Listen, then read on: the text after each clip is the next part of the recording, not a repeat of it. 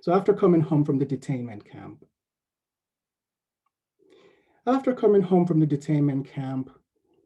you take a long shower with hot water to cleanse yourself of the urine and stench those foreign animals drink and use to wash themselves. You throw your uniform, socks, and underpants in the washer, then scrub your hands a second time.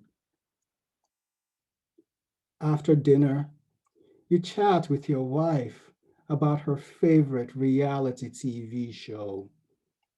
Who among the characters wrestled each other to the ground? Who survived the night's elimination round? You indulge your daughter in a late night snack of mint ice cream, then tuck her in bed after telling stories of monsters from far places who speak different languages and are always filthy. When the house is silent, you oil your gun, polish your boots and baton, test your walkies, and arrange your keys.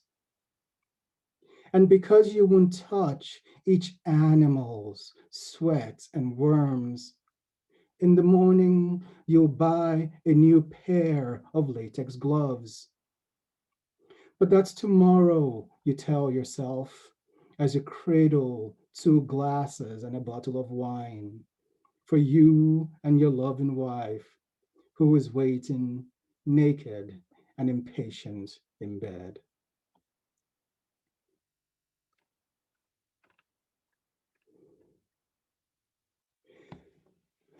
As I mentioned earlier, the first section of Seahorses takes on the issue of the immigrant experience and some of the injustices that immigrants were subjected to or have been subjected for the past, I don't know, maybe 4 or 5 years, and takes it on directly.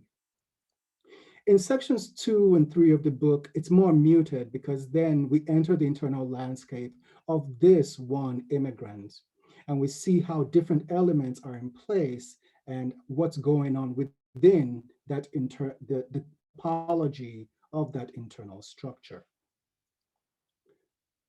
So the next poem is called The Person You Once Were.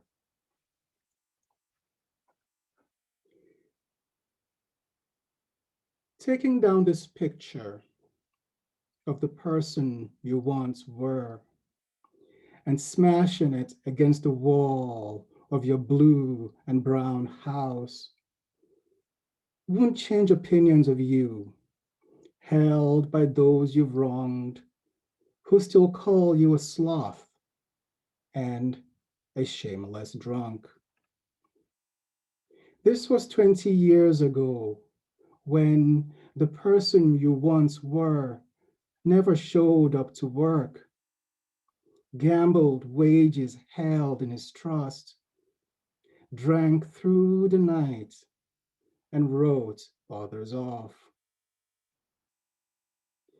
Smashing this picture against the wall won't signal to those you've wronged the bitter work you've done.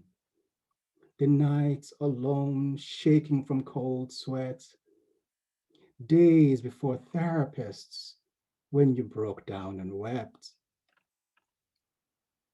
Let this picture be a reminder of the years you've spent moving the dial toward the person you now are, able to lie through the night with its blue and white song, able to rise before dawn, pick up the hoe and cutlass, and go in search of work.